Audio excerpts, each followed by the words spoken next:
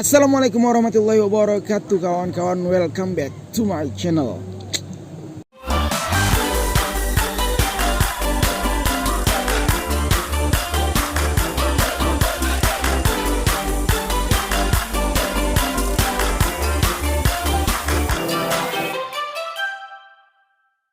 Kawan-kawan, kembali lagi bersama gue Rizky Muwajadi di channel MR Muwajadi. Bagi kawan-kawan yang menonton video ini, gue doain mudah-mudahan kawan-kawan senantiasa disehatkan oleh Allah Subhanahu wa taala, lancar segala urusannya dan berkah segala rezekinya. Kali ini gue ada di camp mana? Mandalawangi. Ya, tepatnya di ini Cibodas, Cianjur lah ini ya. Nyerempet samping Bogor gitu. Nah, kita udah berangkat dari kemarin. Hari ini kita mau balik nih, tapi sebelum balik biar supaya ada faedahnya nih perjalanan kita ya. Gue pengen menanyakan sesuatu ke kawan-kawan gue. Ini ada teman-teman pasti udah tahu, sudah fenomenal di channel MR Muwajadi. Beberapa kali mampir Bang Ustadz Arta Dharma. Assalamualaikum Bang. Waalaikumsalam. Satu lagi saya panggil jauh-jauh Habib. Saya puji. Jangan Habib ya. Apa Syekh itu kan yang dituakan gitu kan. Iya, saya puji. Lihat udung-udungnya kayak ban Vespa. Lagi. Bang Heri Irawan. Assalamualaikum Bang, sehat Bang? Alhamdulillah. Bukan main. Nah, ini memang ada sebuah pertanyaan ya, yang kayaknya penting untuk gue tanyakan.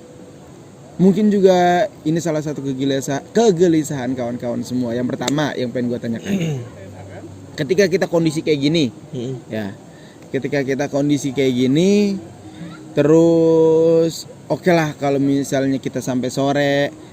Terus malam masih kondisi masih bisa lah gitu.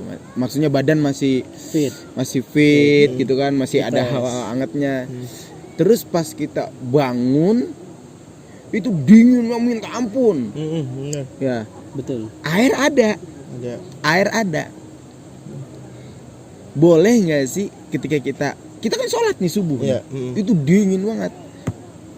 Apakah lebih baik sholat subuhnya nanti ini di jam-jam segini, di jam setengah 7, maksudnya udah terang-terangan, atau di waktu subuh itu, di waktu subuh pas, dengan catatan pakai embun yang ada di tenda tuh, pakai embun yang ada di tenda, pakai embun yang ada di tenda, atau memang harus ke tempat sumber mata air itu buat wudunya, untuk bersucinya. Gimana menurut lo? Ustadz Arta dulu. Nah, ini Ustadz apa? Ustadz-ustadan. Gimana Bang? Tafadhol. Ada tiga pertanyaan. Pertama, boleh nggak wudu? Kalau nggak wudu berarti ya tayamum kan gitu? Ya tayamum. Yang kedua berarti pertanyaannya, boleh nggak ngantarin? Sampai rada kagak dingin gitu. Bentar, jelasin dulu deh. Kalau tayamum itu emang seharusnya pakai apa? Tayamum itu dipakai debu, bukan pasir ya. Guling-guling lagi ya. Takut ada tai kucing. Ada pasir. Nah, jawab pertanyaan dulu ya. Yang pertama dulu. Yang pertama, diperbolehkan kita tayamum itu dengan syarat ya tayamum tersebut. Apa itu? Yang pertama, kalau misalnya dia pakai air, dia menambah mengundang sakit di anggota tubuh dia. Katakan lagi cacar. Ya. Atau ketika dia sakit pakai air, dia makin nambah sakit. Ya. Atau dia berarti yang cacar itu kasus kedua tadi. Ya. Nah, kasus pertama beda. Atau kalau misalnya dia lagi sakit lagi, dia bisa menambah lama penyembuhan. Dari situ diperbolehkan. Jadi kalau misalnya kasusnya kita diperbolehkan pakai tayamum itu, kita lihat ini bakal memudorotkan nggak air ini buat kita. Iya. Kalau enggak, ya masih wajib kita masih pakai air. Gitu. Yang kedua, boleh gak sih kita ngantar-ngantarin? Ya nggak boleh.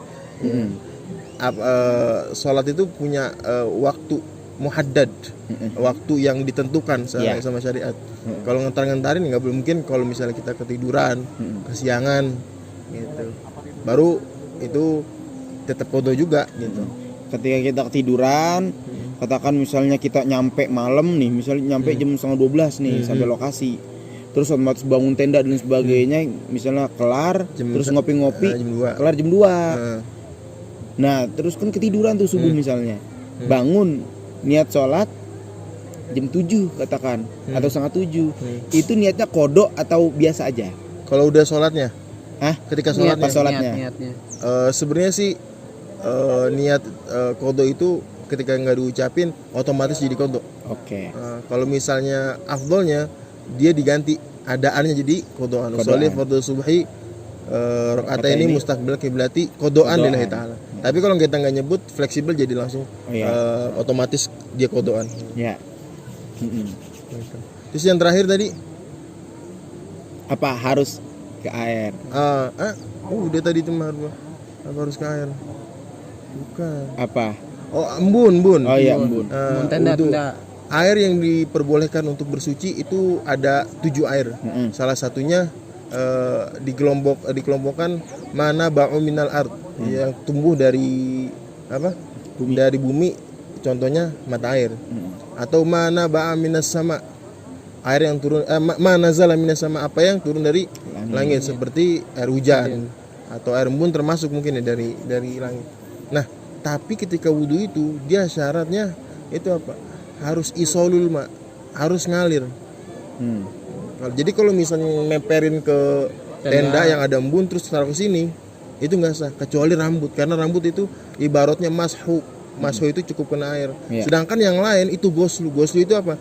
Wajib isolul ma, harus mengalir airnya. Gitu. Jadi boleh-boleh aja dengan embun, dengan syarat itu harus air itu tuh mengalir. Bagaimana caranya? Nah itu dia. Berarti dikumpulin dulu. Kocorin, habis itu kocorin. Iya kan, kalau misalnya di tenda ada embun-embun tuh, berarti nggak boleh kayak tayamum kayak gini. Nggak boleh. Berarti Nggak harus bisa. ditadangin. Karena wudhu itu punya syarat tertentu. Iya. Nggak sembarangan ya. Baik. Oke, itu masalah pertama sudah terpecahkan. Alhamdulillah. Masalah kedua. Ustaz tadi mau menambahkan? Baik, cukup. Kali Karena baik. penjelasan sudah lumayan bagus. Jadi ini yang ngereken kita yang Aja. Nih, pokoknya kalau ada yang melenceng-melenceng dia yang benerin gitu. Siap. Kita lagi testing. Tahun berapa tahu testing itu? Kan udah pernah anak ajarin. Kalau dulu kan kita masih testing di tes bunting. Nah, permasalahan kedua, kalau misalnya kita dalam perjalanan ya, safar gitu kan dari kita Bekasi kemarin nih, ya boleh nggak sih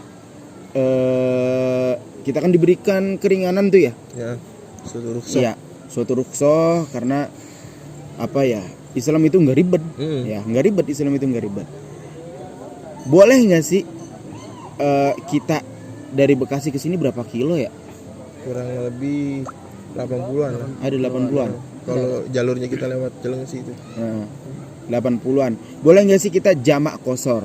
Kalau misalnya boleh, pertanyaan selanjutnya, syarat jamak qashar itu apa? Gitu. Apakah hanya ketika kita kemarin hanya jamak aja, atau boleh qashar atau jamak qashar?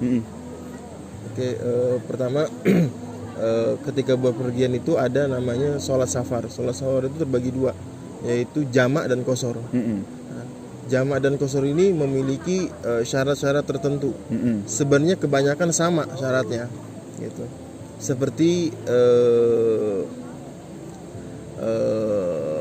an ya'lama bil ilmi. Jadi dia harus tahu dulu ilmunya, syarat-syaratnya. Itu syarat poin pertama. Yang kedua, masafah dia, jarak dia dari tempat dia tinggal sampai ke tempat tujuan itu. Dari ke tempat tujuan. Nah, yang ulama berbeda pendapat di sini. Sebagian ada yang mengatakan 82 itu paling rendahnya. Ada yang mengatakan 93, ada yang mengatakan 90, ada yang mengatakan 100, ada yang mengatakan 120 baru diperbolehkan. Untuk jarak jamak qashar atau jamak untuk qashar. untuk qasar. Untuk qasar. Kenapa kita bilang di sini? Karena nanti di jama ini ya, di jama ini ada pendapat ulama di kitab Tarsyihul Mustafidin, Syarah Fathul Mu'in, di situ dikatakan walaupun nggak sampai syarat yang ditentukan diperbolehkannya qasar yang tadi itu 82 sekian dan sekian itu tetap diperbolehkan. Iya. Nah, makanya kita biasa memakai itu karena itu juga meringankan. Jadi kita nggak mesti pergi jauh ya, misalnya sampai berapa kilo. Dan jama ini kalau jama ini itu kalau qasar ya. Kalau qasar. Kalau jama ini banyak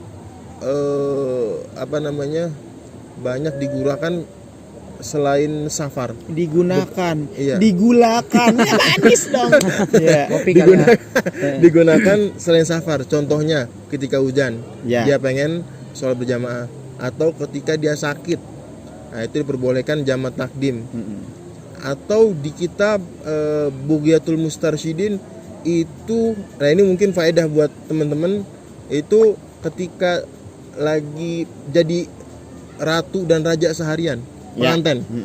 Biasanya kan kalau make up itu kan repot. Ya. Betul. Nah, itu di situ Imam Haddad, beliau Al-Habib Abdurrahman Al-Masyhur, pengarang kitab Bughyatul Mustarsyidin, menukil atau mengambil pendapat dari Imam Haddad, pengarang Rotibul Haddad. Beliau mengatakan memperbolehkan jama' takdim orang yang sedang lagi ada walimatul urush atau perayaan pernikahan. Dalam artian, jadi ketika dia make up jam 11, terus kemudian dia Masuk waktu azan. masuk waktu adzan, dia udah wudu nih. Ya. Masuk waktu adzan, dia langsung jama' sholat zuhur Asar. dan asar di waktu zuhur. Ya. Nah, Berarti jadi jamak takdim. jama' takdim. Berarti dia udah melaksanakan sholat. Nah, sisanya sampai maghrib dia nggak sholat lagi. Gitu. Karena kenapa? Biasanya tukang rias ini rada repot. Ya. Betul. Kalau kena air wudhu ntar luntur lagi begitu. Nah, bagaimana kasusnya? Ini sebelum lanjut ya. Kalau tadi